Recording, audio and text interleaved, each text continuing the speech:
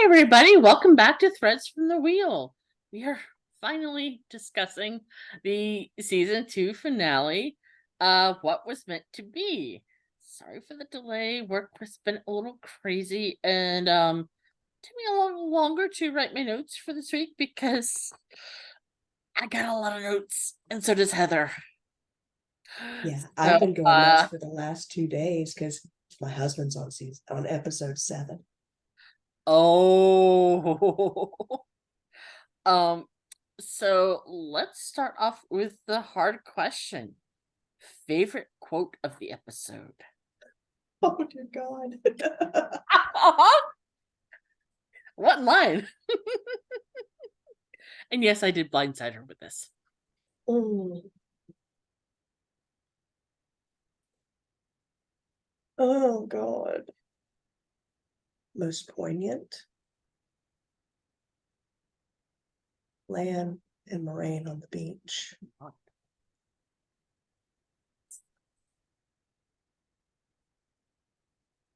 Mhm.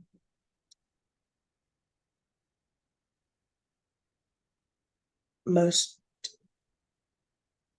bitter, but most deserved. Egwene to Rhaena or Sul'dam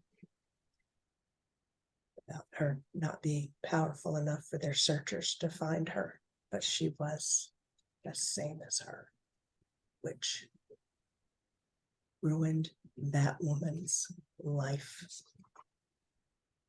Didn't last much longer after that, but it was enough. It was enough. We'll get there. We'll talk about them more. I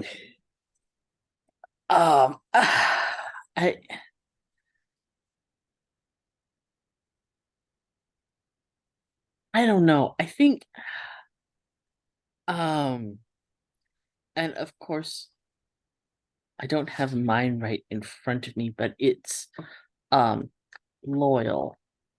Oh, yes. Um Darn it, where no. Like I said, I'm an idiot and I don't have it in front of me. But about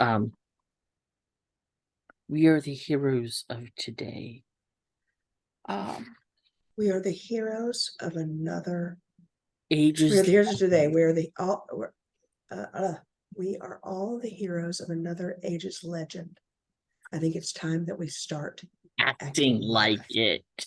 Oh, Yeah. we will get to it in the episode. Shame on me for not having it picked out. Anyway, so we start off 3,000 years ago, and Lews Therin is locking Shamael away. And that thing that they've been having on their fingers for a while now, I've been thinking that was a ter'angreal, but now because Luz and Shamael both had it, I'm thinking that was their ring back then. All It was the serpent. the male, what I'm assuming are Aes Sedai, that were Yes. standing around shielding him, Yes. they all had it. Mm-hmm. That funky rubber So band looking ring. either that was the male Aes Sedai ring, or that was just the ring. So I'm going to go back to first season, because back when we first saw Lews Therin, he was talking with a female Aes Sedai, and I will look and see if she had the 4-finger ring. I didn't pay attention. That was I don't. I specifically if she had a serpent, that would have stood out, but I don't remember a serpent. So either she didn't have anything at all, or she had one of the 4-finger things and I just didn't pick up on it. It's not. I remember being fascinated by her earrings, but I didn't pay attention to her. Of course. Yes, I'm gonna be fascinated by earrings. Easily distracted by shiny objects. Yes, We something know shiny. this. Yes, We yes. know this. And I thought it was interesting that when they did seal Ishamael away, there was no taint on the one power that they used to do it. So this was before the Dark One's backlash. It in the books that was sort of all in one fell swoop. There happened to be a meeting of the Chosen at Mount Doom when Lews Therin and his 100 companions went to seal away the Dark One. It was just sort of, oh, y'all are here too? Okay, shove y'all and slam the door behind you. And it was just, like I said, all one fell swoop, and the Dark One said, oh, you think so? Yeah, flap. Backlash of evil, of corruption, of what is called the taint, fouled saidin. It's an unfortunate word choice on Mr. Jordan's part. But we all know I'm 12. Well, most people who read the books refer to it as WOT, W-O-T, except it is, in fact, the Wheel of Time. And there is a podcast called Twatcast. And Jordan himself did guess that would actually be the acronym. Mm-hmm. Yes. Oh, that's, yeah, I'm 12. I'm sorry. Yes. Mm-hmm. So we have the White Cloaks out on Tommen Head. And Dane Bornhall just looking out. He's like, oh, it's too difficult. And Jeffrem, Bornhall Sr. These strangers are slavers and murderers. We fight them because we must. Jeffrem, you are exactly one of 4 White Cloaks I will ever agree on about anything. And we haven't met the other 3 yet. If we will ever meet the other 3 in the TV show. Good hair seems to run in their gene pool. Oh, yeah. Yeah, it does. Yeah, it Both does. of them have really great hair that stays perfect even when they're killing things they shouldn't be killing. Things they shouldn't be killing, yes. I don't think the White Cloaks really have a moral leg to stand on with anybody, even the Seanchan. The Seanchan hate, though. I mean, you know, you're questionable when the Seanchan hate you. But the Seanchan hate them because they are an army without a governing body. So to them, that is chaos. Mm. That is what they hate about them, that it is chaos. I figured they wouldn't have liked them because they weren't of the blood. That would be a lesser concern, rather, but more importantly, there is a structure to the world. Everyone must fit in their place, and you do not have a place to fit into. Therefore, and you cannot be made to fit into a place. No, then you'll be destroyed. Yeah. So we get a glimpse of Lanfear, Rand, Moraine, and Lane in the ways. And then we're back to the White Cloak camp. And Dane actually dares to quote the prophecies of the dragon. You think there's a chance the prophecy is true? They say in Falm's greatest moment of need, the dragon will return to us. Above the watchers shall the dragon be proclaimed, bannered across the sky in fire. That is blaspheme to a White Cloak, to quote an Aes Sedai, because anyone who can wield the one power is by definition a dark friend. Hmm. So Well, doesn't his father say something about that's just prophecy's just the lies of witches? long dead witches, yes. Yeah. Mhm. But Dane would have known better. And that's really for show. You know, Little show viewer. rather than tell. Yeah, little viewer sake there. Yeah. And then we're back in the ways. And Lanfear says, "You two are being very quiet back there. Should I worry?" You should always worry, Lanfear. just take it as a foregone conclusion. Yeah. And then they get to the way gate that's going to lead out onto to Tomon Head. And she tells Moraine, when the time comes, raise the banner. And shoves the two of them out onto a beach. God knows where. We hope someone had. My notes say that Land and Moraine are on some beach somewhere. Mm-hmm. Yep. They don't know where. Yeah, the cross our fingers and hope it's Tomon Head. Yeah. And then Lanfear says to Rand, "I'm the only one that cares about you." Well, before that, Rand flips out. You channeled in the ways? My chin. Like, stupid. No, this is not what you do. No. But yes, I'm the only one who cares about you. Just classic emotional manipulation and abuse. Mm-hmm. Just,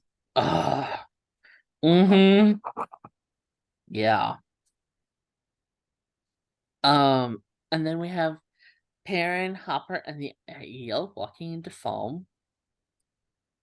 And I couldn't catch whether it was Bane or Chiad. One of them says, "That doesn't belong here."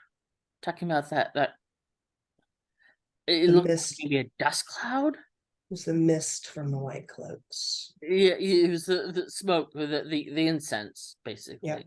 But we don't know that yet in the show.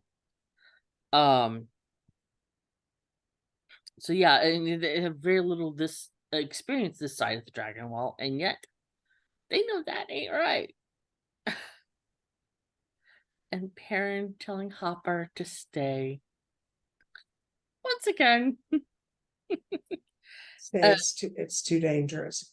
And oh gosh, what's her name? Aviendha? Thank you. Aviendha says many people will wake from the dream today. This will be a long morning. What do you mean? Many people will wake from the dream today. Life is a dream from which we all must wake before we can dream again. Mm-hmm.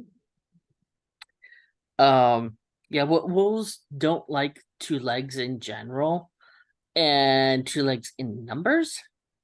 Yeah, they just in the books, Perrin wouldn't have had to tell Hopper to stay. Hopper would have been like, "I ain't going anywhere near that. I'll be over here, boss." Yeah. Mm-hmm. And then Hopper whines because Perrin's leaving.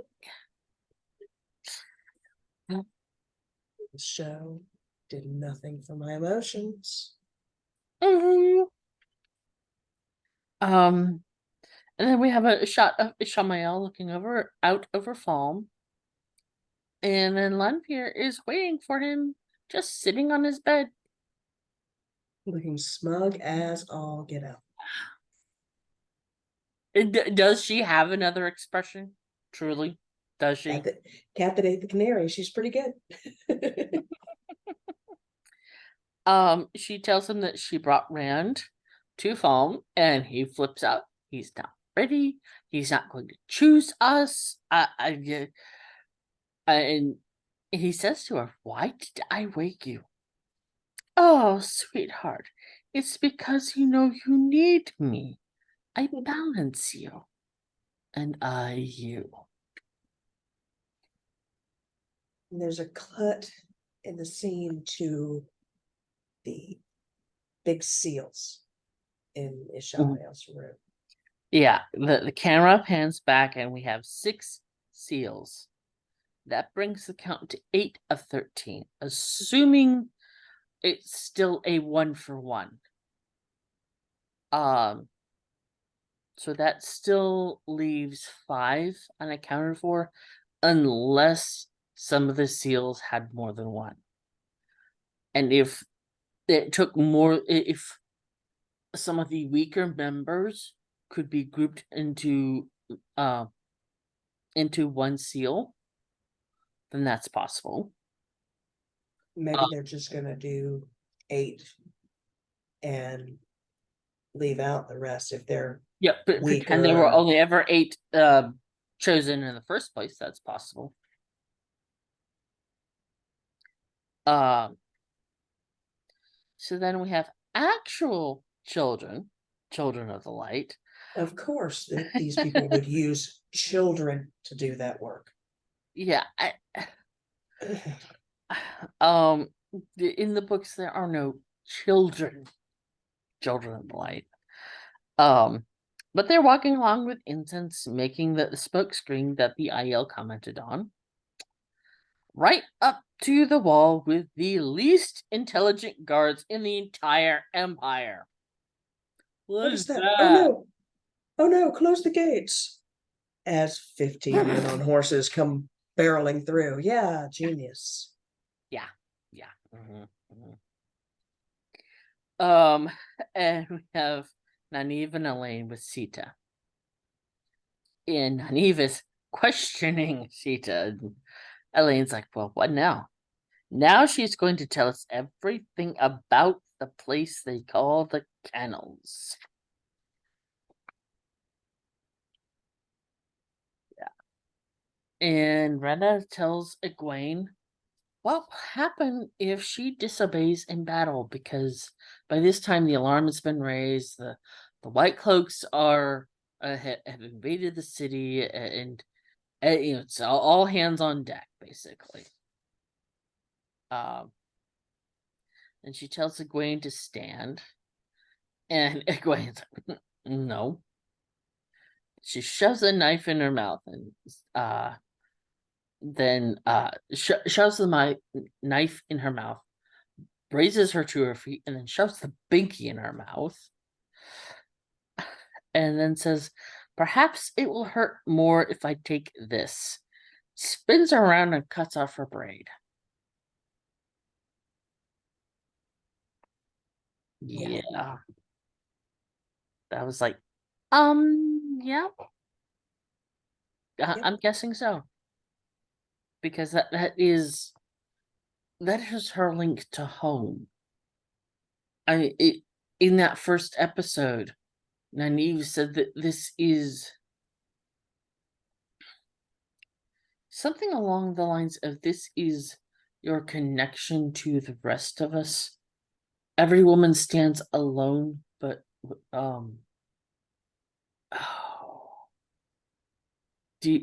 you've watched season 1 more recently than I have. What?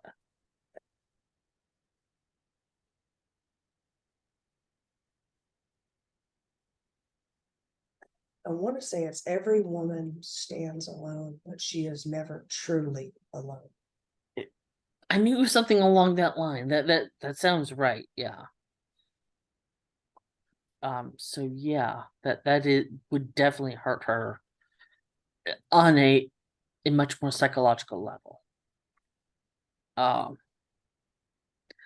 And then we have Ishamael walking down the hallway, and Haddan Fain joins him. And Fain offers to kill Rand. No, I know who kills him and what he uses to do it. And blatantly stares at the ruby hilted dagger. Mm-hmm. And then we have Fain going to visit his Best and poorest customer, Matt Kaufman. And you can tell that Fane is loath to give up this dagger, Oh, as it has its claws in him too.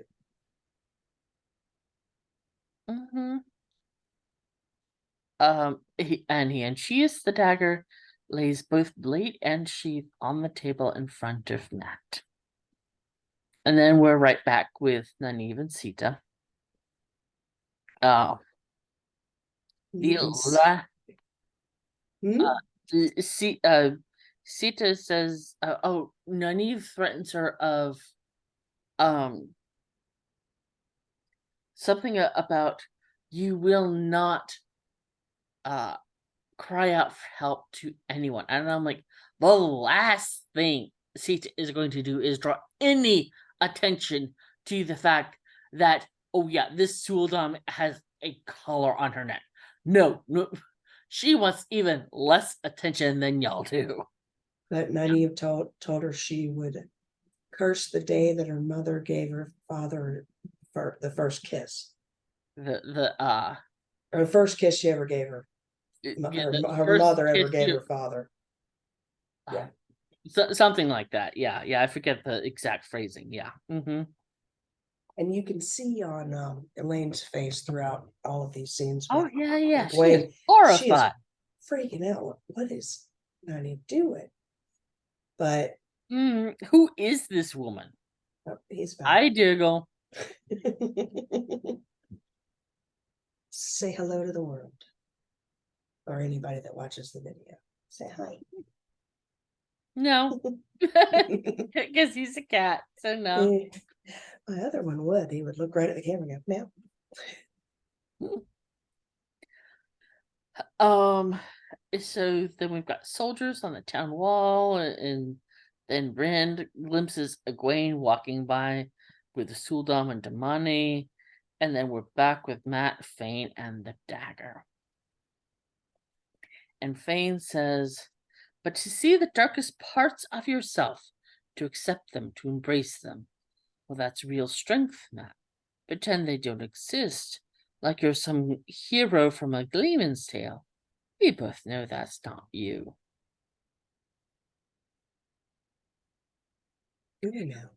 But to accept and embrace the darkest parts of yourself is not the same as acting on them. You can see them and acknowledge them and still choose a different path. That's it's psychological mumbo jumbo trying to get him to. Oh yeah. I know. No, it still doesn't piss me off any less. Plus, it's spoken by a madman who's also under the thrall of the dagger. So. Yeah. Matt says, I'm not gonna touch it. And Fane leaves, whistling once again. That whistle never brings anything good. And poor Matt is just left there twitching like an addict. In the books, he never craved the dagger. Once he was truly okay. So when Moiraine found him in book 1, she was able to alleviate it, but he had it too long. She couldn't truly sever him from it. It isn't until the beginning of book 3 when he's taken to the tower and there are like 4 Aes Sedai together who are able to truly cut him off from the dagger. And once that happens, he's like, hey, well, maybe they could at least let me keep the dagger, or the ruby, rather, because poor kid was strapped for cash at the time. It's like, yeah, that probably wouldn't have worked. But that's really all we hear about it. Well, Fane said to him, you left your friends and went back to the tower to try and get the dagger. It's just nuts. It's show versus book. Yeah, it's one of the decisions I don't like, okay? That's fine. You're allowed to not Don't like like them. There are decisions I don't like, I'm sure. I Mhm, know there's one in this episode that I really hated. mhm, mhm. And then we have Moraine and Lan walking down the beach, and they start talking about the bond. Do you really want it back after everything I've done to you? Stop pretending, Moraine. I think you're afraid. You don't want me to know how weak you feel, how unprepared, overwhelmed, because then you'll have to face it yourself. You can't hurt me anymore, Moraine. It took me a long time to accept what you said about us not being equal, but I understand it now, and I believe in what you do, even now, when I know not half of it. The only reason I was able to say that you are not my equal is that I have known one thing to be true since the first day we met. You have always been my better. Mm-hmm. And that sentiment is directly from the book.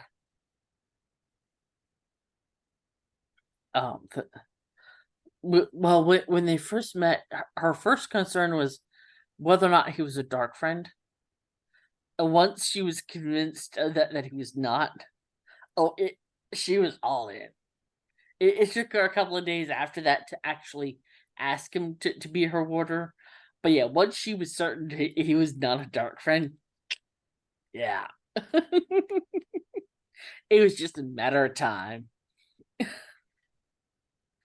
And we get a visual of her unmasking the bond. That was really well done. It was cool to see that, and at the end when they put their foreheads together, it was just so very sweet. Yeah, and it's like, okay, they're back now.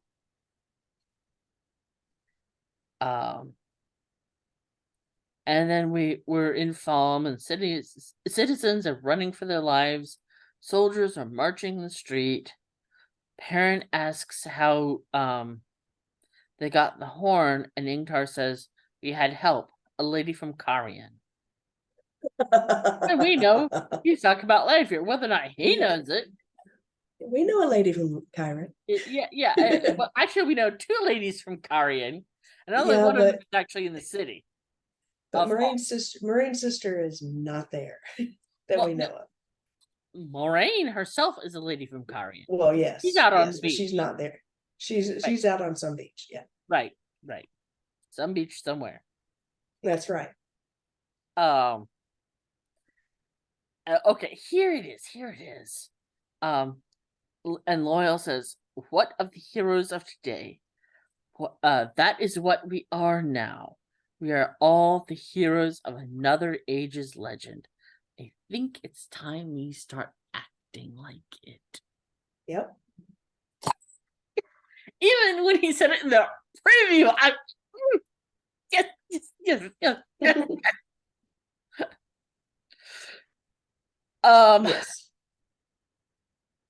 Okay, so then we've got the Sildom and Damani on top of the tower. Oh right, and they did that pop and lock and the marching in step. Yeah,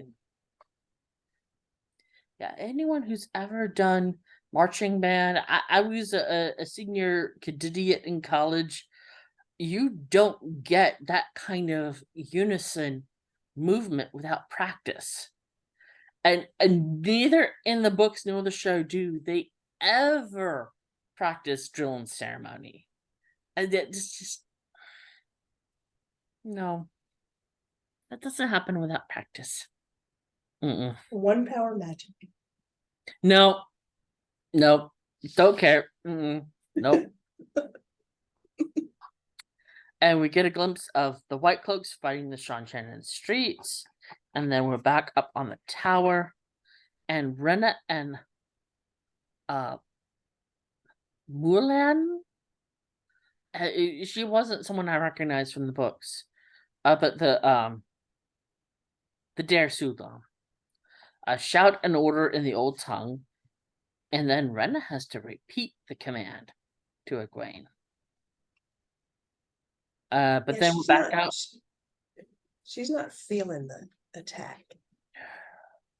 Well, Not at all. we're back out in the streets, and the White Cloaks are shouting, "Take the tower, men! Kill the witches!" And then we get a glimpse back at the tower, and then back at the White Cloaks. To the tower! Kill the witches! Burn the witches! We get a glimpse of Egwene on the tower, and she sees what's happening in the streets. And then we're back on the streets with the White Cloaks, and then back at the tower. And Egwene has spotted a group of White Cloaks. And she lets all hell fly. She's like, "Oh, a cluster of White Cloaks? Oh, hell yeah!" It's on like Donkey Kong. Yes. And Rena, good girl. Can I slap you now, woman? And even Egwene is breathing heavily. I mean, she not only knocked the heck out of him with fire, she threw most of what she had at them. I mean, that took a lot out of her. And she was also angry because they're White Cloaks. True. So yeah, she threw everything she had at them, but they're White Cloaks, and she's mad that they're White Cloaks. And then we have Turok talking with his voice. It's a very strange scene because the voice is the one speaking, but who the hell is the voice speaking to? Because he's not speaking to Turok. He's saying things Turok already knows. He's speaking to the generals that are around him, or but whatever. The people around them are guys are bodyguards who aren't going anywhere.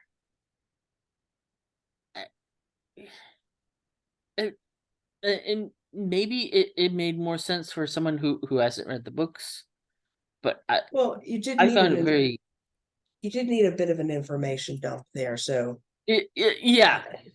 I guess he provided exposition, little exposition. So he provided the info dump. And then Rand shows up, and I'm like, "Oh, yes!" The guards are telling him to move on, and he's just standing there. Oh, no, before we're gonna get him earning his hero mark blade by defeating, killing a blade master in combat. Turok even gives the line, "Let's see what it takes to earn the hero mark this side of the ocean." Or we just go to the Indiana Jones School of Swordplay. I really enjoyed the Indiana Jones School of Swordplay. That was pretty awesome. Rand brought the one power to a knife fight. I mean, come on. I was looking forward to the sword fight, but okay, we couldn't have had a sword fight. Rand knows like 2 forms. He's had no training. Even with man flitting around with that sword, those stupid nails, how he didn't cut his own nails off pulling that sword out, I don't know. Even with that, he would not have stood a snowball's chance. In the books, he was doing poorly, and then memories started coming back because Luz was a blade master.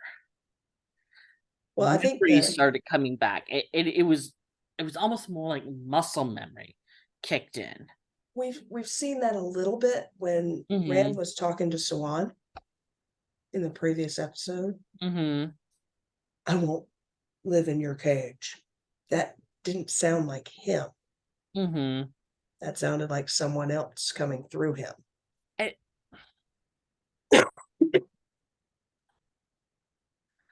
That is Rand from the books. Well, that is any Two Rivers from the books.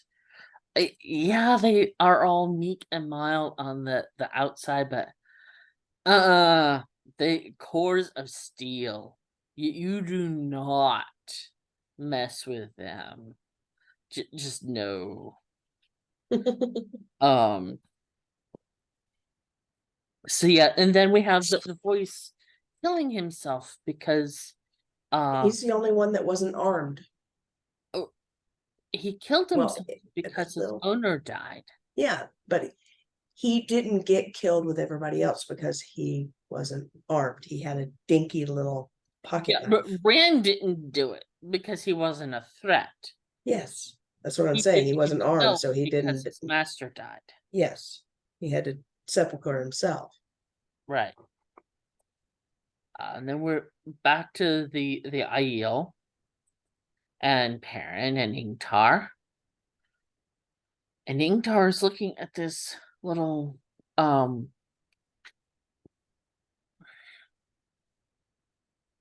Alleyway. alleyway. Thank you. One man could hold 50 here. That, for those of us who read the books, that, yeah. And then Seanchan sneak up behind them, and Ingtar is right in it. Yeah, Oh, he tried to hold it. He tried to hold it. And immediately, like almost as soon as it came out of his mouth, that they got him. The light shine on you, and the Creator sheltered you. Last embrace of the mother welcome you. That is the Shienaran, the blessing for the dead. And that was just enough time to let everybody else get away. So in the books, it's Ingtar and Rand who are running after he kills Ingtar, or after he kills Turok. And he looks at the alleyway and says, "One man could hold 50 here." And that's when he admits to Rand that he was the one who unlocked the dog gate back at Fal Dara and let the Dark Friends in. He had been a Dark Friend, but he had also been looking for a way out. That explains his weird behavior with the funeral and all of that.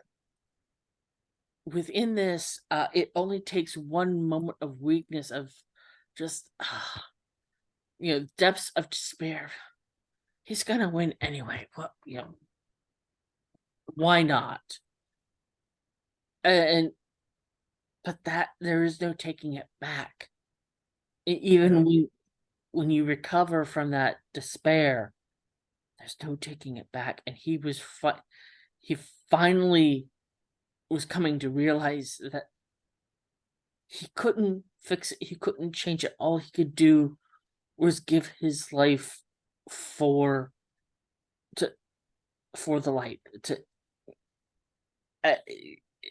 It was the only thing. His only redemption. Yeah, the only path of redemption he saw at all. Because what's that gangster movie? Every time I think I'm free, they pull me back in. Which gangster movie? I just anyway. But it was very much that Goodfellas psychology. Yeah. And so then everyone else runs, and then we're back on the beach with Moiraine and Lan. She talks about how Lanfear, Luz, and Ishii were all BFFs. She tells Lan, and you're thinking about Lanfear. He's like, well, why did he let her loose? Or what? Why did he only let her loose? I think they're too dangerous. I think the others, but Forsaken fought among themselves as much as they fought the dragon. But everything that I could find said that Lanfear, Luther, and Ishamael were inseparable before the War of Power. They were best friends. And Lan says, just like these kids. Mm.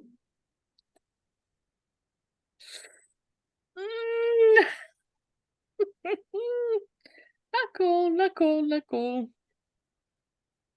And then we have Bail Lohman and Farm out in, just in the street, just helping himself to whatever. Well, he was coming to get Nynaeve and Elaine to take them to the White Tower.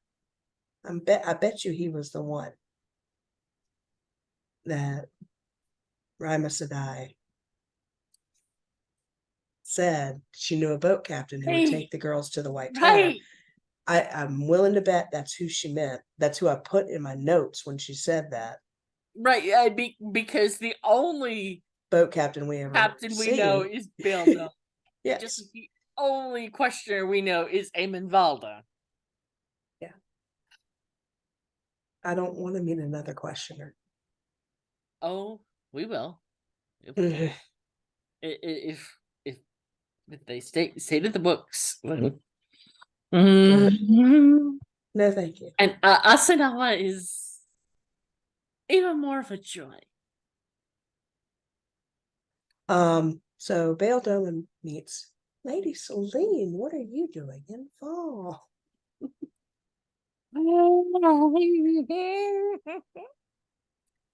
And she's selling off the seals for the other. She was the one who sold him the seal that he gave to Moraine. The broken piece of her seal. Yes. But she's aware of 6 intact seals that she wants him to drop in the middle of the ocean. No one can ever find them. And he's like, why would I throw away a fortune? And she's like, I will make it worth your while. I will pay you a lot. Of course she wants to get rid of the rest of the Forsaken.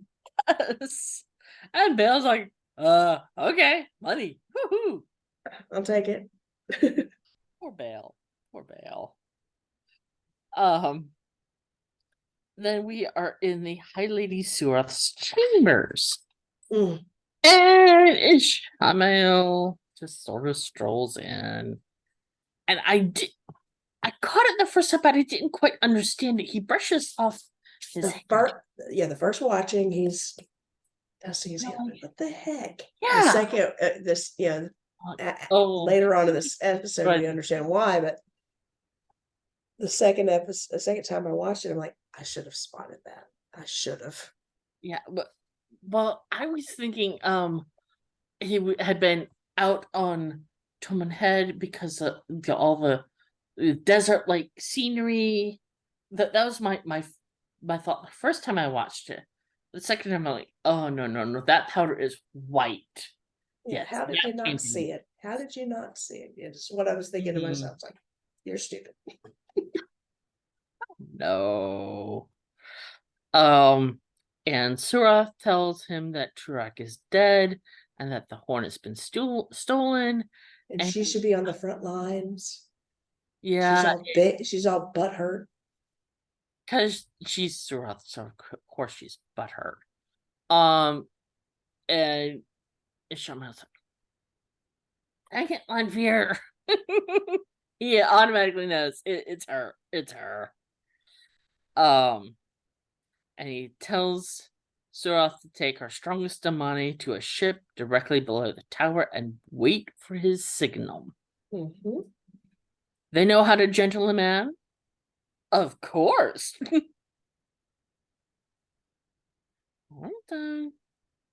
Now, in the books, the Shanjian do not know how to gentle a man because they simply kill them on sight.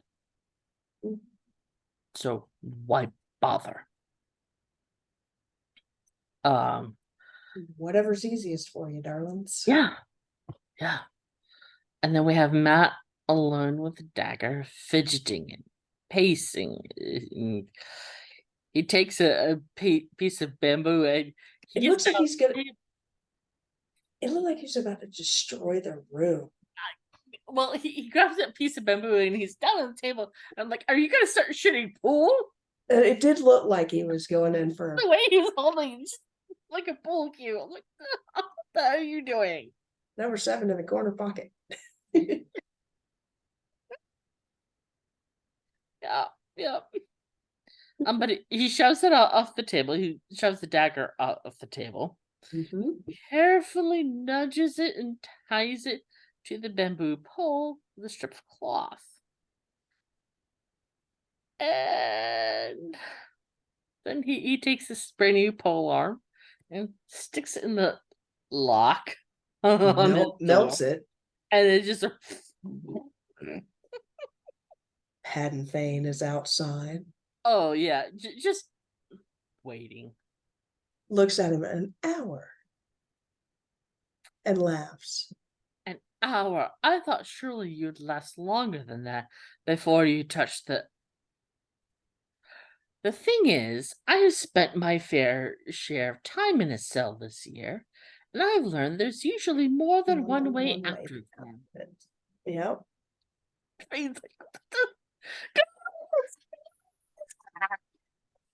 Yep. Oh, and then Matt in his element, because in the books his weapon of choice is an Ashendare, which is a pole arm with a 2-foot short sword on it. So it's not the dagger, but it's a very similar weapon. Yeah. Yes.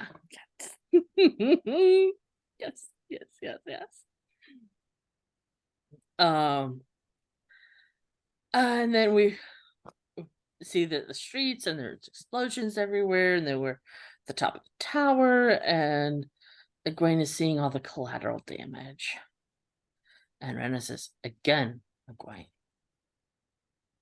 Well, she shakes her head no. Turns around, spits out her binky at Rena, and says, "No." And the Jerusalem asks Rena if she's lost control of her demonic. And Rena says, "No, I have not." Like, really? You sure about that? Because it looks like you have. I'm pretty sure you have. How, yeah, you done lost control. You just don't want to admit it to your boss. It's okay. Yeah. How self-delusional are you, woman? And then we have Sita leading Nynaeve and Elaine through the streets, and Elaine just stops and says, "Wait, do you hear that?" And then the White Cloaks are throwing rocks at the tower using trebuchets. Yep, you hear the whistle of the projectiles. And Rena threatens Egwene. She's about to cut off Egwene's hands. Skipping the whole tongue part. And ironically, Egwene is saved by the White Cloaks throwing rocks at them. And Dane is like, "It's working. It's actually working." For now. Did you doubt the light? Like, no, your son is an idiot. Your son is smart enough to know it doesn't depend on the light, but rather whether or not it's a tactically sound decision. That is what surprises him. Because he knows the light isn't the sole factor in a battle you are on.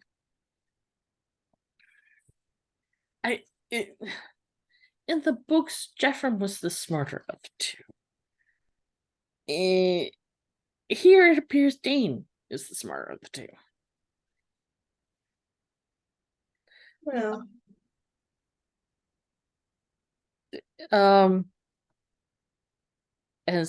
but then Jeffrem raises a cry for the people of Falm to join them and send the slavers back where they came from. And again, I'm like, yeah, he's a White Cloak, but he ain't wrong. But even a broken clock is right twice a day. It's like, but it was like, the old man in the Tuan's Mill said, yeah, the Shanchen came in and made us swear the oaths, and then they left us alone. They're a little better than the White Cloaks. The city didn't really seem to be, yes, it was occupied, but it didn't seem to be terrorized the way that I places guess are with for the me, White it was Cloaks. the way he phrased it.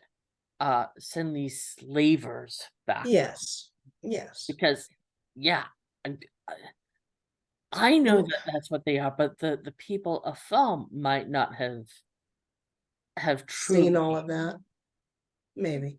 oh, And or the maybe White seen it and Cloaks, not known what it was, or not seen it for what it was.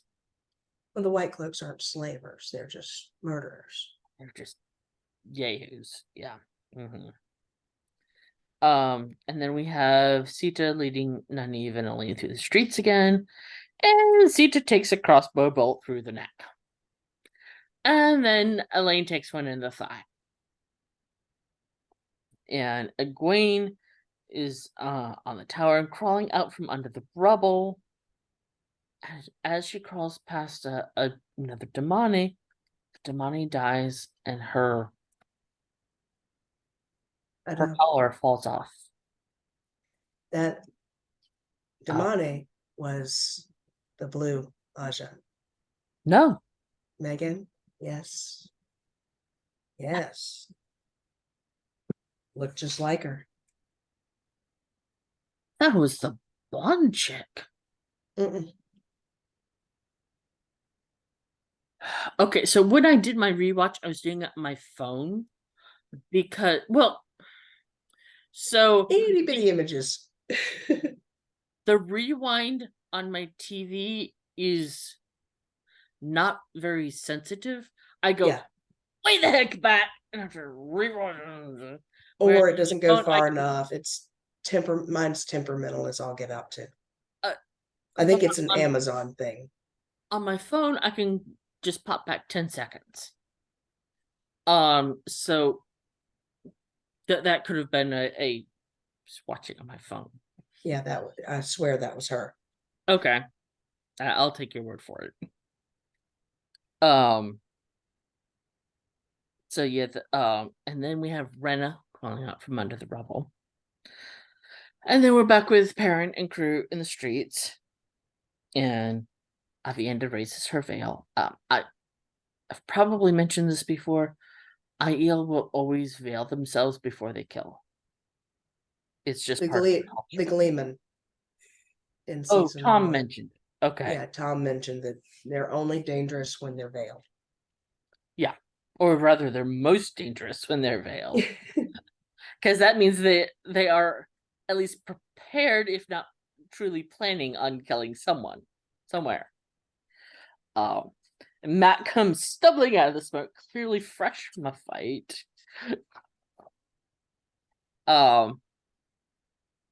And Perrin thankfully stops the Aiel from shooting where he stands. And there's this happy reunion, there's hugging, and everyone's all happy. Yay! And Mat tells Perrin that Rand is still alive. He has shit hair. But he's still alive. Not there yet. Not there yet. Not there yet. Mat looks at the others. Who are these people? They're friends. I hope your friends can fight. Can come in, and of course the Shienarans and Aiel, kick button, take names. And then we're back on the tower, and Egwene has the idam hidden behind her thigh. And Rena starts just tearing into Egwene, blaming her because, well, it came at our position, and you did this, and makes no logical sense because Rena is a spoiled little brat. But when she blames Egwene says, "Good." Egwene is done at that point. Well, I mean, she's been done, but this is it. Rena starts torturing Egwene, and she lets up for just a sec. Egwene jumps up to her feet and slams that collar on Rena's neck. And Rena just laughs. Oh, stupid Egwene. The IDOM only works on women who can channel. I know. What? It didn't make sense to me how we could connect to each other. At first, I thought it was like the water bond, but then I realized you can see our weaves too.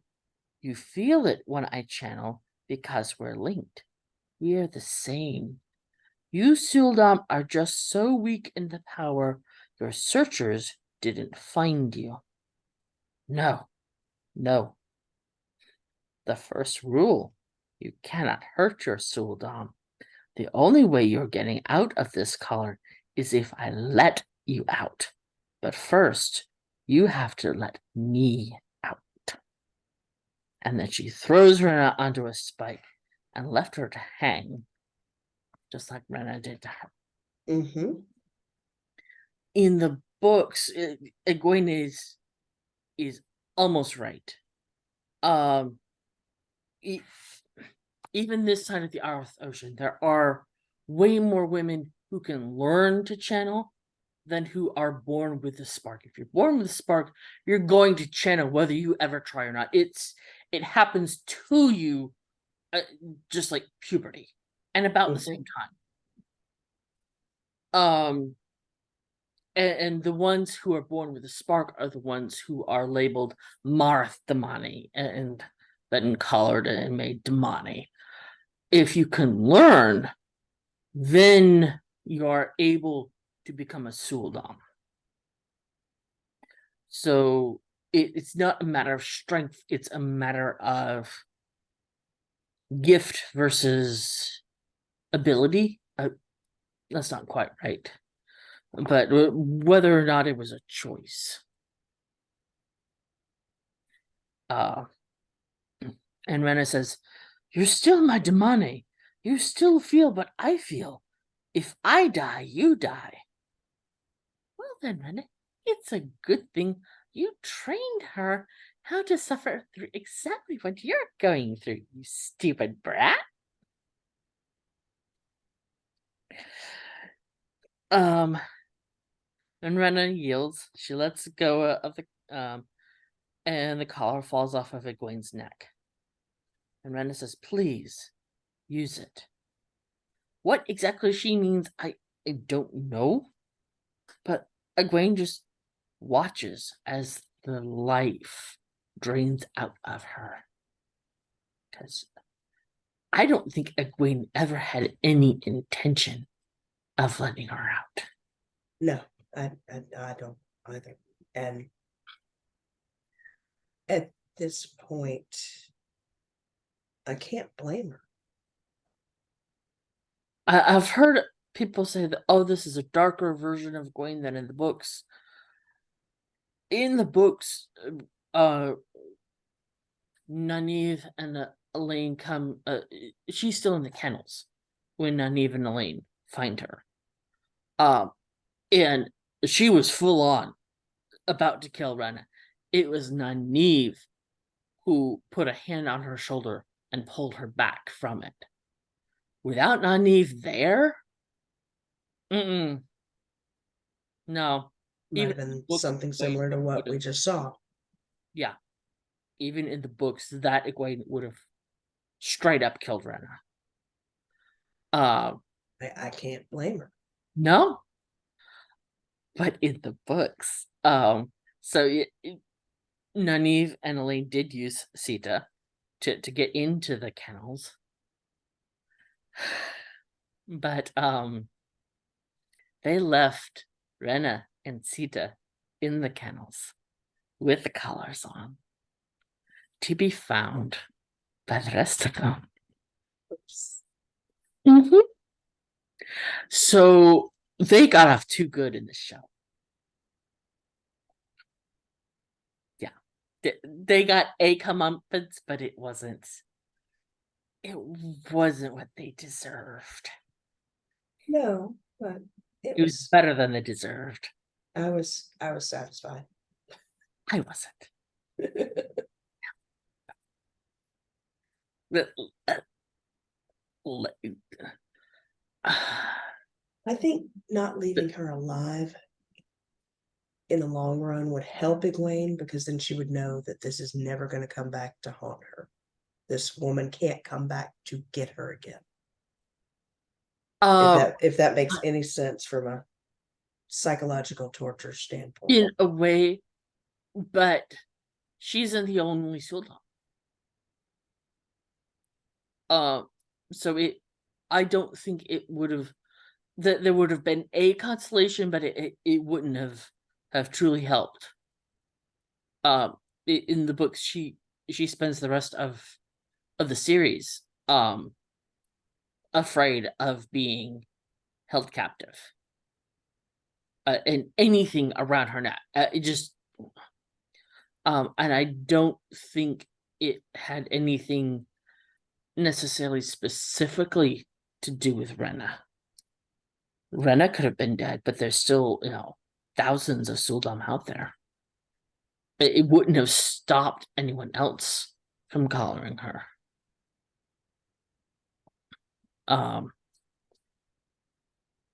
So yeah. And soon as Rena dies, and Egwene takes like 2 steps away and just falls to her knees. Just it's over. She's exhausted. And she was feeling all the pain that Rena was. Right. But now she didn't have to put up a brave face. There were no Damani or sul'dam left on that tower top. She could just be, for the first time in weeks. Mm-hmm. She could just be. And Rand walks in, and poor Wayne, because I know the second she heard his voice, I know she had to have been thinking, oh crap, this has all been a dream. I'm gonna wake up any second. I'm not actually sure. I'm gonna wake up back in my cell. I could feel it. That she had to have been so afraid that it wasn't real, because Rand showed up, because she believed him dead. Then we're back with Perrin and crew in the streets, and they see the tower, and someone says, "Oh yeah, that's where Egwene is." And Mat tells them, "Well, then that's where Rand is headed." And Perrin's like, "What?" Rand says, "Yes, he's alive. I've seen him with my own 2 eyes. He's got shit hair, but he's alive." And I'm like, yes, that is the Mat Rand relationship.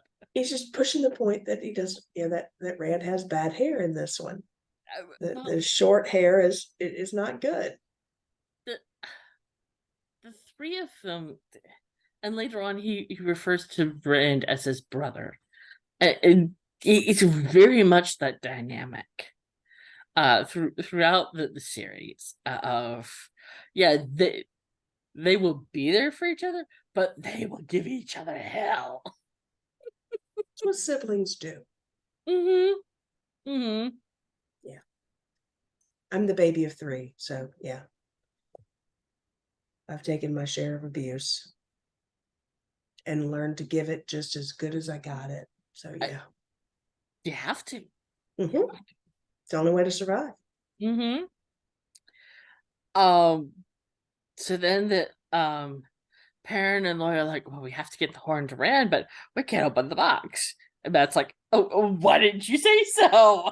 I have a magic knife for that. But he doesn't do that just yet. We're back up on the tower, and Rand approaches Egwene and apologizes for letting her think he's dead. And Shamael shows up. Rand says to her, I came to save you, but it looks like you didn't need it. And Egwene moves to attack, and he just throws her against the wall. Just flew like a rag doll. Whatever. And then he throws her hand across the tower. And he sends up a signal flare to Suroth, and she's got 8 Damani, and they just shield Rand. And then we're back on board the ship, and Suroth says, hold the shield on him until we get the signal. Then we gentle him. Oh, what? Back on the tower, and Matt is then we're back to Matt, and then he's got the dagger and jimmying the lock, so to speak. Cutting the darn thing open. Just yep. And we actually see the horn for the first time. And it's fugly. Like a bizarre. It's a pottery you would have seen in the 80s in like Miami. I always pictured it like a French horn, all curly, not this beaten to death. No,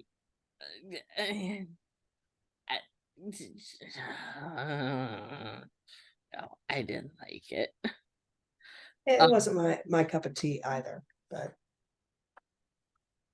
so be it. Yeah. The Seanchan attack and Perrin and Loial fight, and Perrin shouts at Matt to get the horn to Rand. Matt refuses to leave, at least partly because he doesn't want to go anywhere near Rand while he's got that dagger. I mean, can you blame him? Because Min said you're going to kill him with it. Yeah.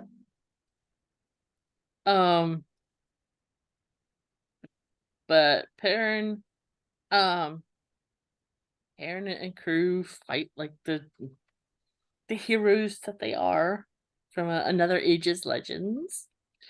And Dane appears from nowhere and saves Perrin's life. He looks at Perrin. 2 rivers? Like, the two of them are like, what are you doing here? And we get a glimpse of Matt running for his life with the horn. And then we've got Nynaeve and Elain in the street. And poor Nynaeve is trying to treat this she's trying to channel, and he's just not working. And Elain tries to talk her through a novice exercise, and Nynaeve's like, no, it's either there or it's not, and it's just not. She was other than getting the information out of the sul'dam, she seemed very ineffectual this episode. Well, in the books, she can only channel when she's pissed. Yeah, she should be pretty off. The look on her face in that scene, she is distracted. She's terrified. She's Sita was murdered in front of her. Her friend has been shot. She's panicking at this point. So she, even if she was a quote unquote normal accepted, she still wouldn't have been able to channel because of her scatterbrained state of mind, because she was panicking. Yeah. And then of course Perrin runs into Valda, because there's only one questioner in the entire world. And Valda calls him a dark friend. No, Valda simply says, you. And also there are 3 in the little melee, calls him a dark friend. Missed. Yes. The 3 children jump Perrin immediately after Valda says this. And then he says, now we'll find out what you really are. So I didn't catch him saying dark friend. Yeah, he did. Wouldn't surprise me. I just didn't catch it. And Perrin can't quite reach his axe. And then Hopper to the rescue. Once again, going for Valda's arm. And if I'm not mistaken, it's the same arm. It was the same arm. That was the only good thing out of that scene. That scene. I'm sure that this is from the book, or something similar happens in the book. Something similar happens in book 1. But Daddy Bonehelm is a son of a fatherless goat. Well, okay. Jeffrem turned around and saw a wolf attacking Valda. So he killed the wolf attacking his fellow child of the light. I can't blame him for that, given his limited knowledge. Even he has to know that Valda's not worth saving.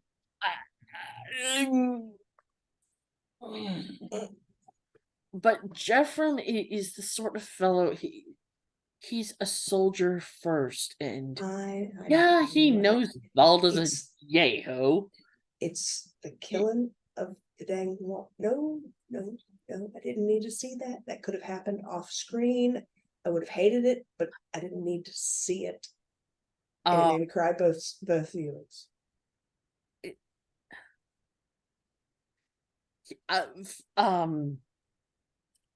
I think he would have seen Valda as, yeah, he's a yahoo, but he's our yahoo because he's a child of light and supposed to be on the same team. And the Hopper he would have seen like a dog. Whereas Perrin values Hopper as another sentient being. Perrin sees Hopper as human, or values his life the same as he would a human. Yeah, Jeffrem doesn't see that. He's not a wolf brother. I know. It's the whole killing of the animal thing that yeah. John Wick was right. In the books, it wasn't Jeffrem that did it, but it was a White Cloak, and Perrin did lose his shit and kill the White Cloak that did it. And there's another set of circumstances in the books at the end of Great Hunt, and it is reported that Perrin killed Jeffrem. Perrin never saw Jeffrem in fall. In the books, it was just someone told Dane that he did, and so Dane hated Perrin. And it's not till like way late in the series that Dane finds out, well, dude didn't actually see it happen. He just knows. He knows Perrin is a dark friend, and therefore Jeffrem could have only fallen to a dark friend. Therefore, Perrin had to have killed him, but didn't actually see any of it. Yeah.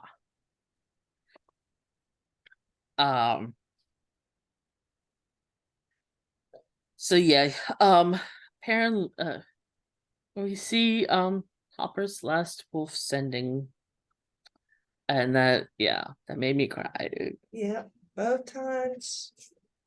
Go fly with the eagles, just like you always wanted, because that was it. In the books, that was his sending, that he wanted to go through the sky. And Perrin loses it and shoves his axe right into Jeffrem's chest. Breastplate? What breastplate? There's no breastplate there. Just whack. It's the same way he killed his wife in season 1. Same alone.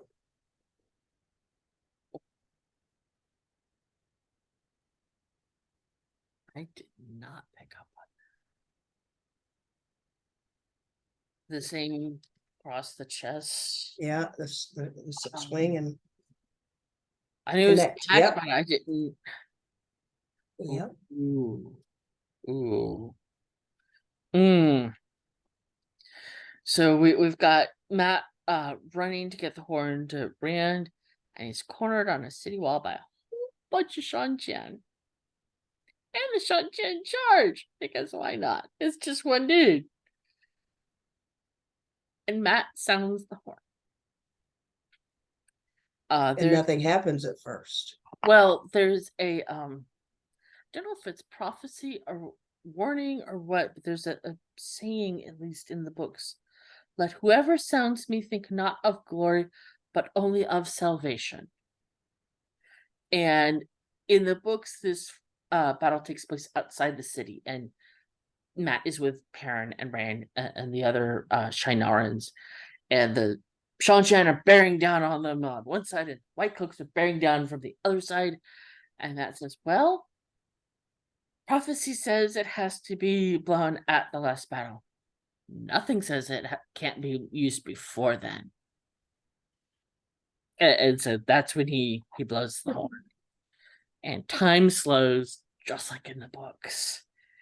And we catch glimpses. We get Perrin attacking a White Cloak. It might be Jeffrem. It's a white-haired White Cloak.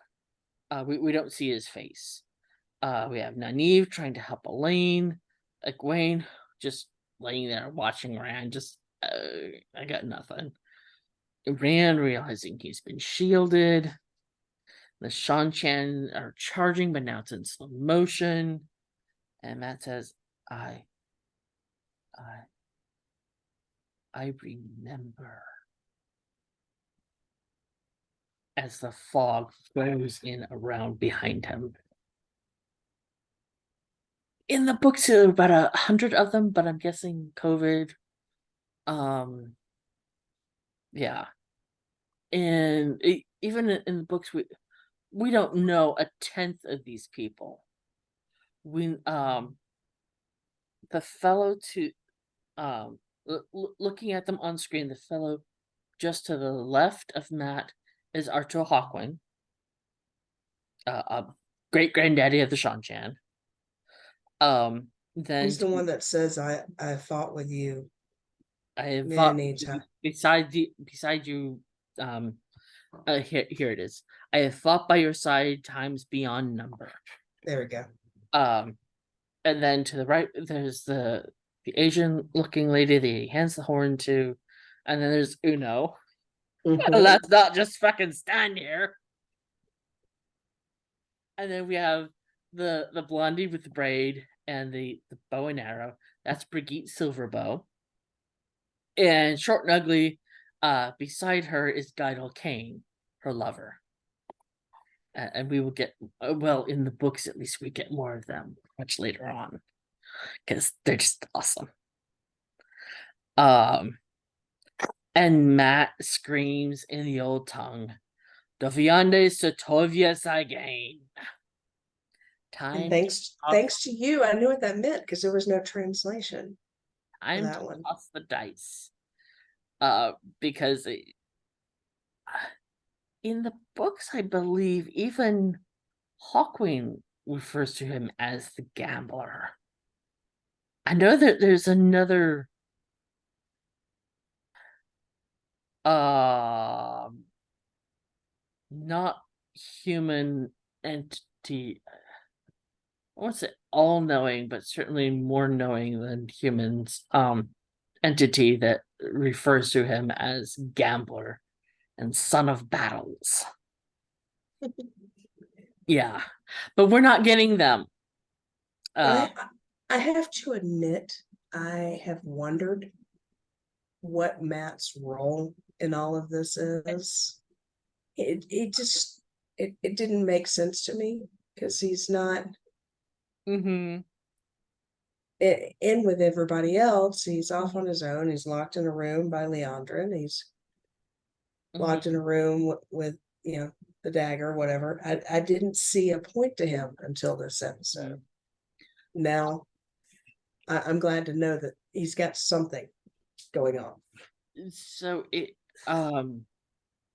there are 2 ter'angreal that are red stone doorways that lead to the world of the Fin. There's the Eilfin and the Eelfin. The Eilfin doorway is in the Stone of Tyr, which we get to at the end of book 3. And when you enter into the world of the Eilfin, they will answer 3 questions truthfully. The answers are riddles, but they will be true. Yes. Matt goes through the doorway because he's Matt. In book 4, he ends up out in the Aiel Waste and sees another stone doorway that looks just like and he's like, I'm going back in there and I'm gonna give those snake rats a piece of my mind. And he marches in thinking he's gonna go talk to the Eilfin again. No, he gets the fox-faced Eelfin, where you make a deal. You can ask for 3 things. Well, try again. Shut up. Sorry, my watch decided to yammer at me. The healing from the dagger left his memory like Swiss cheese. And he goes in and he tells the Eelfin he wants the holes in his memory filled in. He wants his memory filled in. He wants to be free of Aes Sedai, and he wants a way out. So they fill in the gaps in his memory with memories from other men who had walked through the doorway, all of whom had been soldiers. They give him a fox-faced medallion that will not allow Weaves of the One Power to touch him. And they give him the Ashendare. And so that's how he gets his battle memories. That they aren't actually past lives. And Book Matt would have pitched a fit about being tied to the horn because he takes orders about as well as Nynaeve does. Yeah. Oh, you mean I'm at the beck and call of whatever Yehu blows on that horn? Oh, no.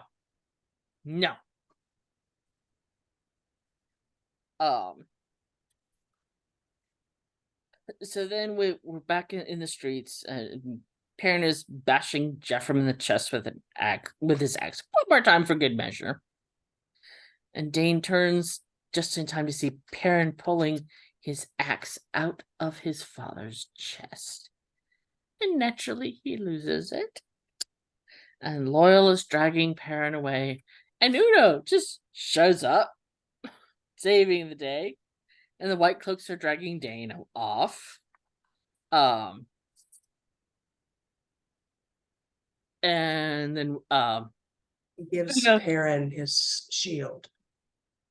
Well, first of all, Uno says, "Don't be so bloody surprised I'm a hero of the horn."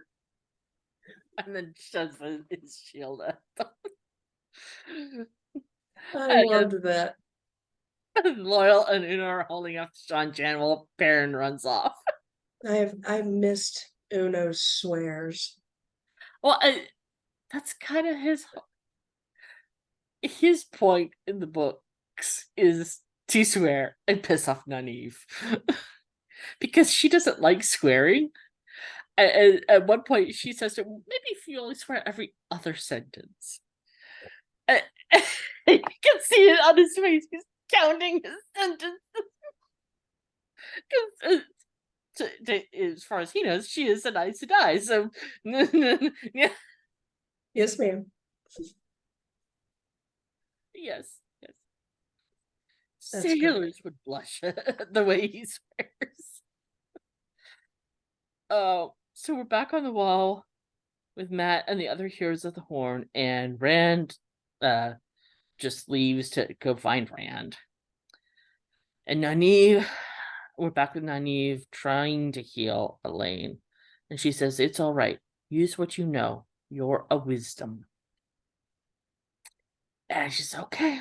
Not a bloody good one. She's trying to push the arrow through with the fletching still on. But removing the arrow is something she would have had to do. Yes. If but she could channel. The fletching's still on it. You're supposed to break that end off. You don't want to be dragging the feathers through. TV show. Anyway, I know. Oh, and Nynaeve helps Elaine to her feet. And Elaine tries to talk Nynaeve into leaving her behind. Nynaeve says she's afraid she won't be able to channel once they get up there, and that's what Egwene's gonna need. Someone who can channel. And then we're at the top of the tower, Shamael Shamael and Rand. Shamael asks Rand to join them. I will never serve him in 1,000 lives. I never have. I know that. I'm sure of it.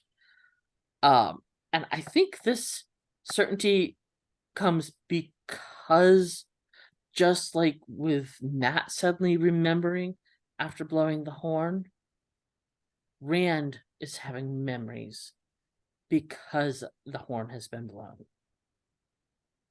And then Matt sneaks in behind Shamael. And throws his spear into Shamael's back, only to have she disappear because it was an illusion. The dagger goes right into Rand's side. So not stinky as we hoped. But Shamael gets sort of thrown back, and he's looking at her like, how did you? And then Egwene steps in. And he looks at her. You cannot face down one of the chosen, child. Watch her. Just watch her. Watch. And watch. And she puts up this shield, and Shamael can't break through it. He's this quarter trained child, and she is just, he can't.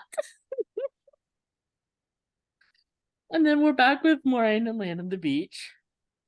Moiraine figures out that Rand has been shielded, and that she must destroy the ships that the Seanchan are on in order to kill whatever Damani is holding the shield to break it, because she can't see it from that distance. And Lan is right at her back, there to fight off the soldiers coming down from the cliffs. But wouldn't also Moiraine be unable to attack the Damani on the ships because they're not attacking her or someone she can see at that moment? She wouldn't be defending. Yes, she would be defending Rand, but if she believes they are dark friends, and if they're shielding the Dragon Reborn, then they have to be dark friends, or working for dark friends at the very least. So Seanchan, dark friend, Jack Wagons, yeah, okay, yeah. But I love that moment of seeing Moiraine and Lan back to back, and it is just Episode 1, when he's trying to beat the fates that have come after Moiraine. Lan. Oh yeah. He was a wreck. He barely looked like he knew how to handle a sword.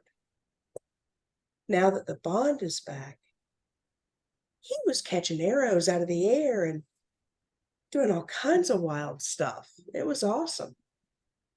Hmm. So then we're back at the top of the tower, and Shamael is having issues still with Egwene's shield. And Egwene herself is having issues. She's struggling. She's had a day, to be sure. I think her day qualifies as a week. A year. Maybe.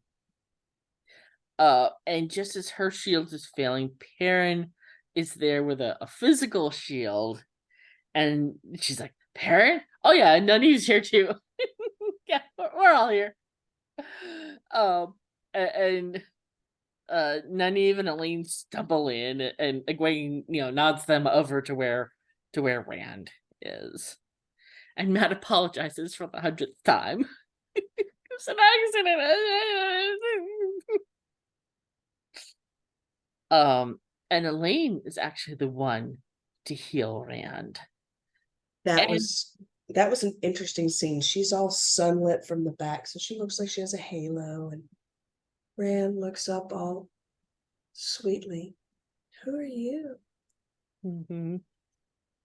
I'm Elaine. Not I am the daughter heir of blah blah blah blah blah blah. Daughter heir Randor. No. Just I'm Elaine. A not dissimilar way to the way they met in the books. But yeah, in the books, Elaine could not have pulled off that healing. Even Moraine and multiple Aes Sedai, that's as good as it gets. That wrinkled lump of black and scar tissue, mottled looking thing. The never healing wound in his side for the rest of the series. It's just that's as good as it gets until if he overexerts himself, or if he's in battle, sometimes it'll break open and bleed. But yeah, that is as good as it gets. And that's not the way healing is supposed to work. It either works or it doesn't, not this half measure stuff. And Rand tells them, oh yeah, I've been shielded. Do something, man. I can't.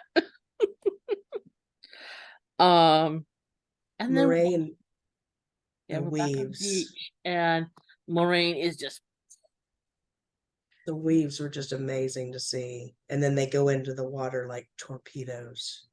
And the Damani and the Suldam should have felt that. Something that strong coming right at them. They should have felt it. I don't know if them being all focused on shielding Rand is some sort of excuse, but no, someone should have noticed something. And not the voice. She should not have been the first one to be like, there's glowing things in the water coming right at us. And let's see. Yeah, that shouldn't have been the first. No, shouldn't have been the first clue. But then all of a sudden Rand can channel again because they're all dead. Yay! No more Suroth. Woohoo! Well, they may not be dead. They're at least unconscious. They're unable to put power into them waves. Yeah, I'm hoping they're dead, but their ship has been sunk, so they're out of commission for the rest of this fight at the very least. Maybe there's a flotation device hidden in the binkies.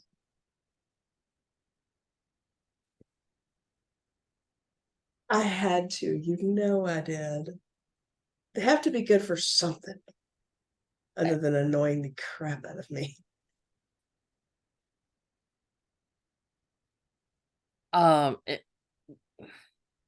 They don't exist in the books because the Damani have to be able to communicate with the Sul'dam. Because it's the Damani are the one who say, "Oh, you're the when they're dealing with Marath Damani, that one stands ready," meaning she's embraced the source. Yeah, they're giving the feedback of what's going on, because not all the Sul'dam have worked with Damani long enough to be able to see the weaves or see the glow. But then Egwene and Perrin are barely holding Ishamael off, which is impressive in and of itself. And Ishi is shook seeing Rand walk toward him. He decides to face it on his feet. And Rand channels into his Ironmark blade and stabs Ishamael in the chest and just carves. And then we see a heron has been branded into Rand's left palm. No, left. Yeah.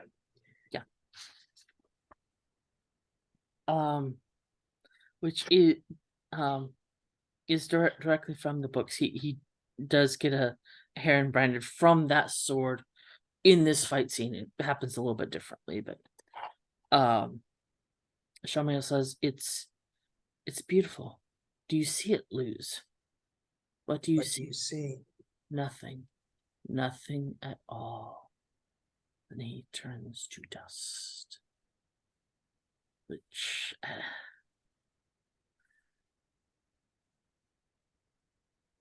kind of broke my heart, and I wasn't angry at it.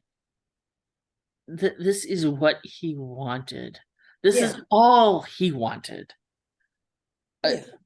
He thought he had to take the world with him to do it, but this is what he wanted. Well, chances are he could come back, because the wheel spits you out over and over again. And the shadow is the Lord of the Grave.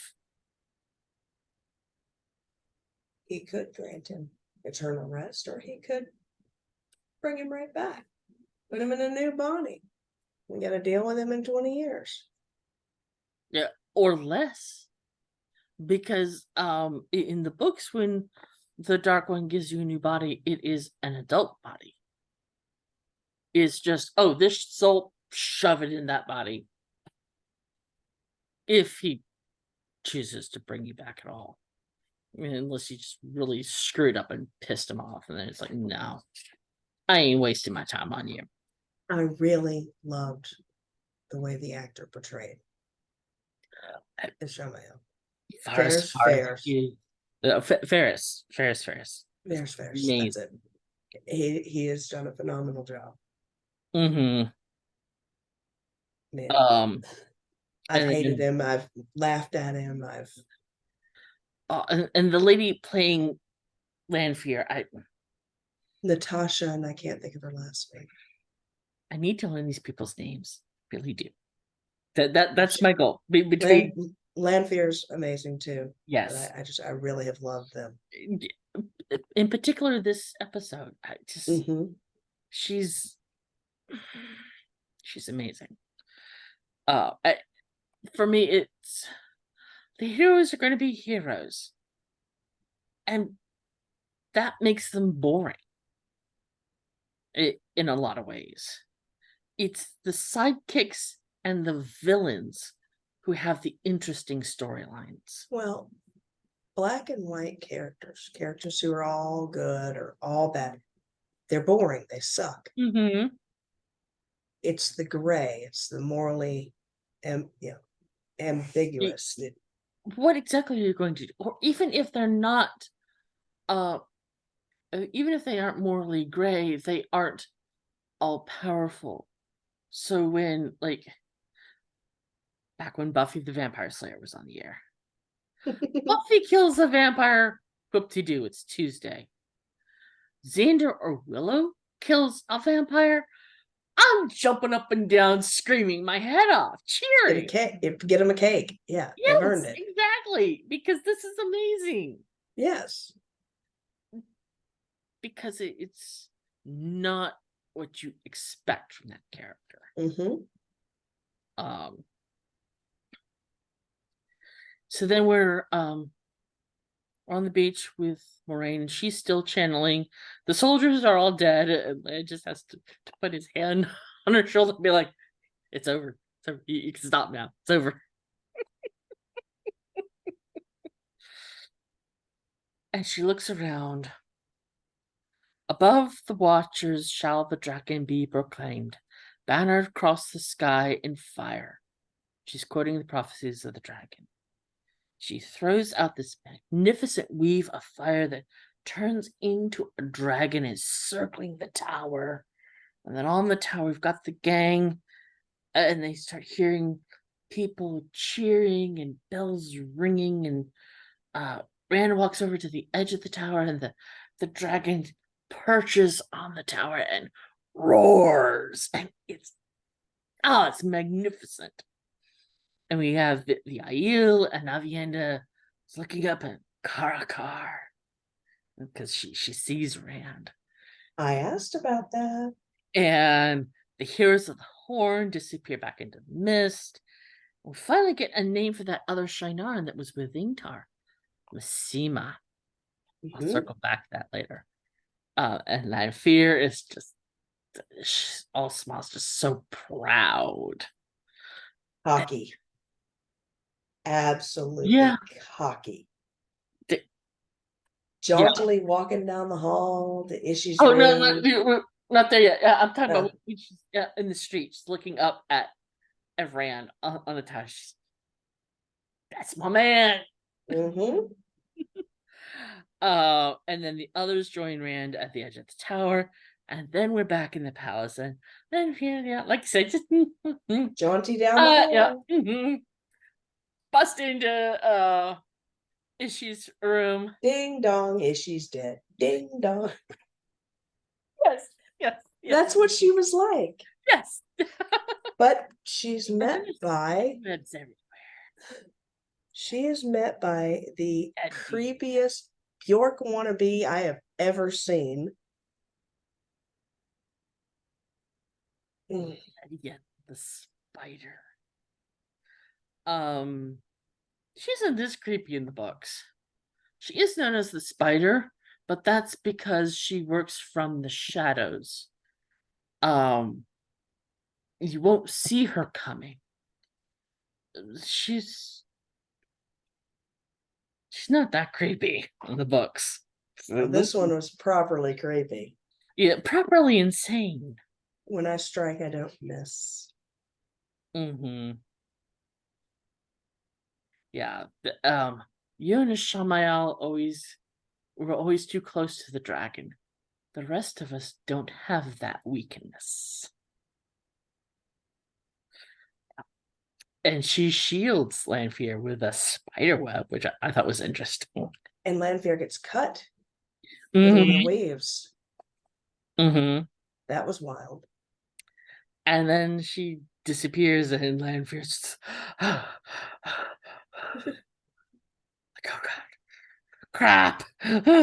she sees that Ishi has betrayed her and has released them all. Light help you, Randolph. So with all of them being released, am I gonna get my Asmodean or Asmodean? I don't know how to properly pronounce it. He's the one. He's the musician. He's a composer. Yeah, you're the one that told me gave a soul to be able to compose music forever. Now, granted, to have risen to the rank of chosen, he had to have committed the same level of atrocities as all the others. We just don't ever see that side of him in the books. What all we see of him is after he's been captured and forced to teach Rand. When he's all woe is me, and I'm eternally screwed no matter what I do. Maybe his compositions cause people to jump out of windows. And the way Rand describes some of the tunes he plays in the books, that wouldn't surprise me. Well, they say hell is the Bay City Rollers over and over again for eternity, so maybe. Or if you watch Ghosts, it's Chumbawamba. Have you been watching Ghosts? No. It's No, that's US that's version. I haven't seen the British one. That's awful. So I said I was going to come back to Missima. In the books, he hated Rand. And then in Falm, so another major difference between the books and the show is that in the books we see, or rather all of Falm sees the fight between Rand and Shamael, literally across the sky, set in clouds, and just the two of them sword against sword, duking it out in a much more in your face, this is prophecy being fulfilled way than Moraine just making a weave of fire, however really awesome it looked. It was a much more compelling argument of, no, this is real, this is the dragon, Yeah. And Missima goes off the deep end. Names him, stops going by Missima, only answers to prophet of the Lord Dragon. Oh yes, and friends like you, I don't need enemies. Yeah, he makes his own nightmare of a mess. That has to be dealt with in the books, but yeah. So now we know what Missima looks like. Nutcase that he is. And the look on his face, I mean, everyone was, I don't know if he looked more enraptured than the others to me, just because I know, oh, you're Missima. Oh, okay. So maybe they're going to go down that rabbit hole, maybe not. I don't know. It certainly isn't necessary for the storyline. If they cut out certain other storylines, then yeah, you don't need that. But also they didn't use the storyline of, we're going to follow Thane and crew with the horn through the ways. They cut that out, but they still made Barthanas a dark friend. So, just because they're not doing one thing doesn't mean they have to cut out everything connected to that. No.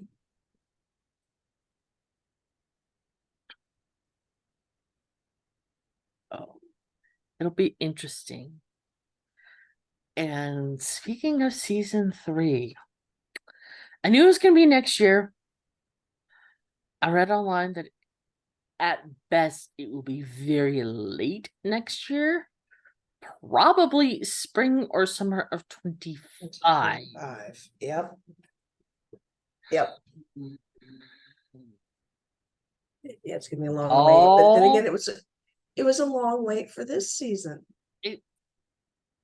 Yeah, but this time they had the excuse of COVID. because that happened in the middle of filming season 2. They don't have that excuse this time. That happened in the middle of season 1. They were already filming season 2.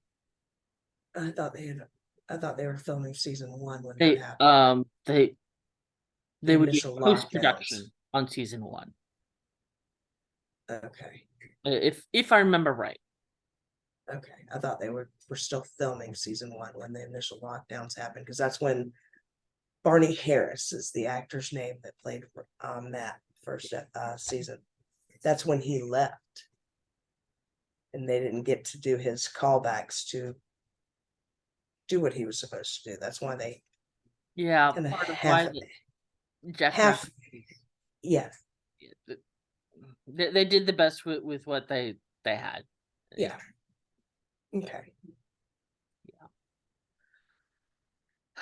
So I know it's a long way off, but what are you looking forward to in season 3? I want to see how people react to Rand now that he's been named. I want to see how Rand handles the pressures of that. That is definitely a big thing. Obviously going to be some issues with that. And is it going to go to his head? Is it going to make him turn into a jackwagon? Is he going to get a god complex, or is he going to try and lock himself away because he doesn't want any of this? He doesn't want to deal with all of this. So I want to see how he progresses. If they follow the books, he's already done the whole runaway thing, but that continues. With I won't say continues, because in the books he doesn't really do the runaway thing until after book 2, and he's been named, and he's like, I can't with all this, and all the Shienarans are looking at him like, and he's like, I can't. I'm afraid of who I am and what I can do, and what I might do to those I care about, and he just bugs out in the middle of the night, leaving the Shienarans and Moiraine and everyone else to try and track him down. Also, there's Min's prophecy or foretelling. She sees him with 3 beautiful women. Did that happen in the show? Yeah. Yeah, she tells him that. She sees it in season 1. She sees him with 3 beautiful women. And Egwene, Nynaeve, Elaine, Moiraine, Lanfear. Those are names. 3. There's more than 3. There's probably more to come. Those are names.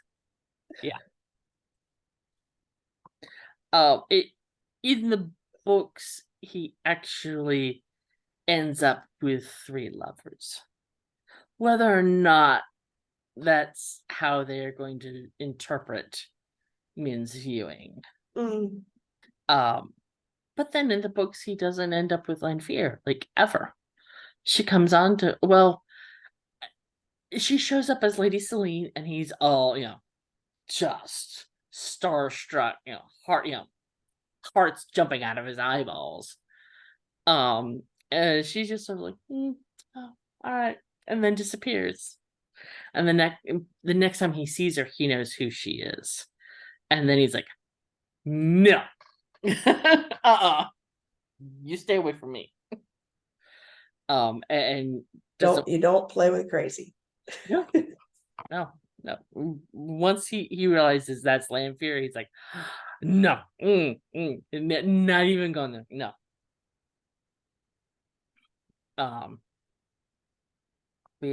So the one of the next signs that the prophecies tell of that will mark the coming of the Dragon Reborn is that he will take Quaindia, not Quaindia, Kalendor, the sword that is not a sword, from the heart of the Stone of Tyr. The Stone of Tyr will never fall until the dragon comes. The dragon can't get to the heart of the stone unless it falls. So how is he going to get in if it can't fall until he's in there, but he can't get in until it falls? A bit of a catch-22. Right. So that's the ends up being the oh, this is the next magical item to get. In the books, at least, if they choose to go to follow that path. But also in the books, we have already met back up with Tom. And I'm starting to wonder if we will see Tom again. Or if they're just going to, oh yeah, he's presumed dead. But like, well, he was last seen fighting a fate, so which is the last time we see him in the books for quite a while.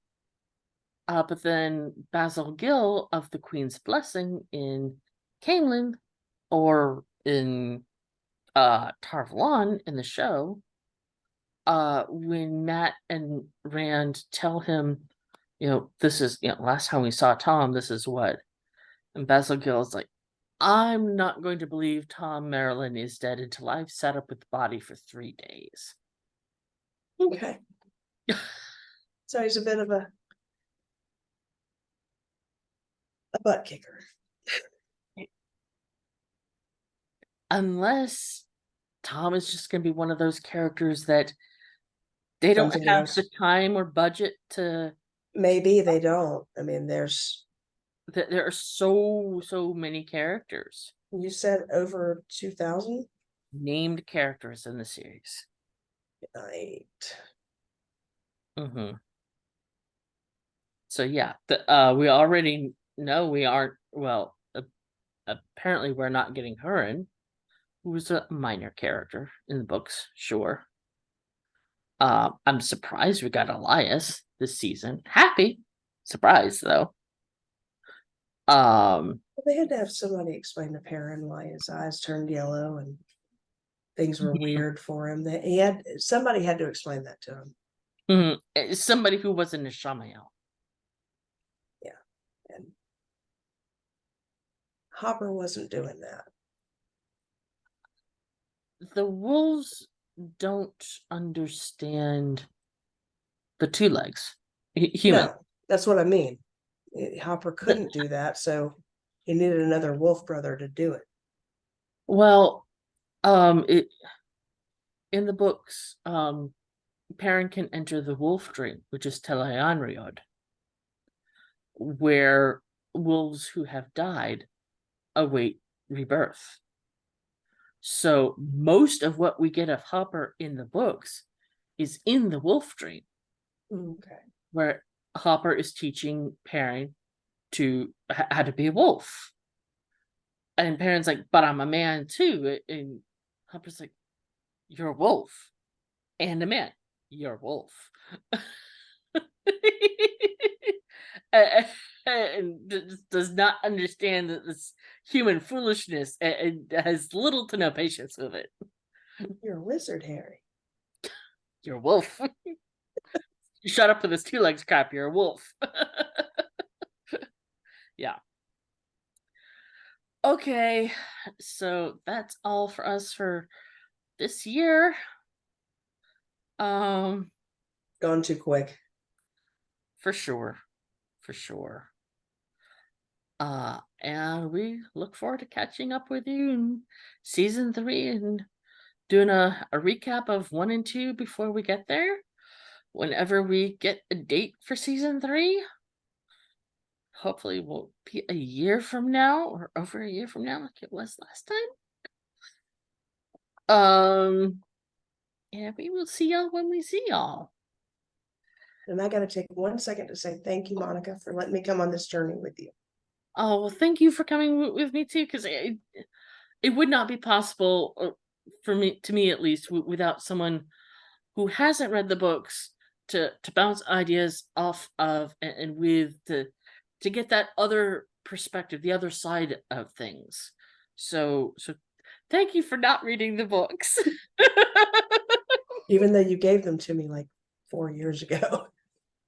Before I knew that they were going to do the show. I know. And then I was a slacker and didn't read them. And then you mentioned reading them because of the show coming up. Like, no, please don't, please don't. And I didn't. So And I thank haven't, you. and I won't. I won't Thank you start for that. reading because I don't want to confuse myself. I'm confused enough for both of us. So.